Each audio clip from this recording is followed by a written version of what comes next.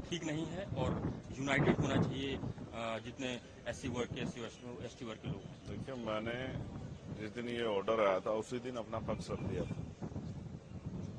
पहली बात, SC ST का जो रिजर्वेशन है उसका आधार आर्थिक नहीं है कि उसमें क्रीमी लेयर या वर्गीकरण किया जाए। उसका आधार जो है वो अनटचेबिलिटी है, छुआछूत है, भेदभाव है, जातीय उत्पीड़न है। तो सर्वोच्च न्यायालय को हमारी फिक्र, ये बहुत अच्छी बात है, लेकिन सर्वोच्च न्यायालय को सबसे पहले उन्हीं के ऑर्डर के अकॉर्डिंग जातिगत जनगणना करानी पड़ेगी। फिर उसके आंकड़े जुटाने पड़ेंगे, उसके आर्थिक आंकड़े भी जो है जारी करने पड़ेंगे, तभी वो सब चीजें कर सकती है।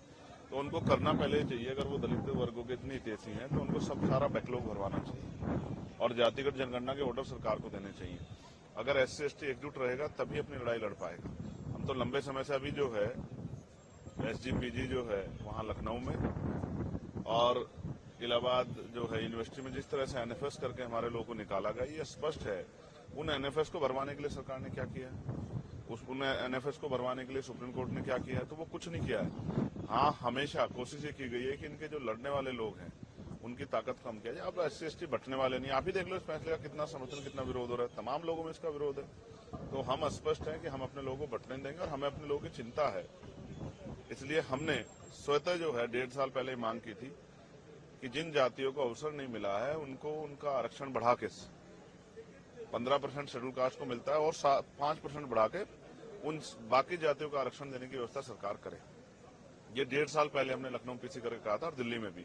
और जो ओबीसी की वैसी जाति है उनको भी जो है 15% अलग से रिजर्वेशन देने का काम जो है 27% से अतिरिक्त सरकार करे, लेकिन कहाँ सुना, सुप्रीम कोर्ट ने भी नहीं सुना।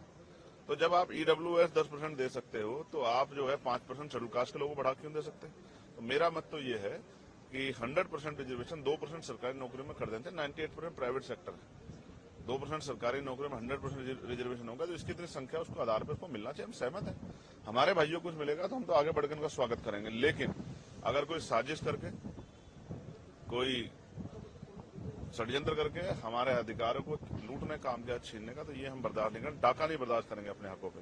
इसके लिए चाहे सरकार से जो है अध्यादेश लाने की बात हो, चाहे सुप्रीम कोर्ट में जो है रिपिटिशन दाखिल करने की बात हो, या मैं आज सारे मेंबर ऑफ पार्लियामेंट जो शेड्यूल कास्ट शेड्यूल ट्राइब के हैं या जो सामाजिक न्याय को मानते हैं उन सबसे चर्चा करूंगा और बहुत जल्द जो है एक बड़ा जो है हम अपना इस संघर्ष का स्वरूप सरकार और सुप्रीम कोर्ट को दिखाएंगे। हम अब पीछे हटने वाले नहीं। हम अपने अधिकारों के लिए, स्पेशली मैं चंद्रशेखर आजाद, अपने लोगों के अधिकारों के लिए, बाबा साहब अम्बेडकर ने कहा था कि जब मेरे हित में और देश हित में टकराव होगा तो मैं देश की तरफ रहूंगा, लेकिन जब मेरे समाज के हित में और देश हित में टकराव होगा तो मैं समाज की तरफ रहूंगा। मैं फिर आज कहता हूं कि अगर कोई भी हमारे अधिकारों छीनने काम करेगा तो हम हर कीमत चुकाने के लिए तैयार हैं। मैं अपने समुदाय के साथ खड़ा हूं, उनको ना बंटने दूंगा, ना उनके अधिकार में कटौती होने दूंगा। उनके लिए खड़ा हूं, उनके लिए था, उनके लिए हूं और उन्हीं के लिए हम लोग राजनीति कर रहे हैं। धन्यवाद। वक्फ बोर्ड में एक बात आ रही है, वक्फ बोर्ड के वक्फ एक्ट की चेंजेस होने वाले हैं, उसमें कुछ अमेंडमेंट बदलने वाले हैं जिससे प्रॉपर्टीज का मुसलमानों की कितनी हितैषी है केंद्र और यूपी की सरकार और तमाम सरकारें बीजेपी की, इसकी से छिपावा नहीं। मैं फिर कह रहा हूं, आपका मकसद जो है इन वर्गों को कमजोर करना हो सकता है, ताकतवर करना नहीं हो सकता कभी। ये हम अच्छी तरह जानते हैं।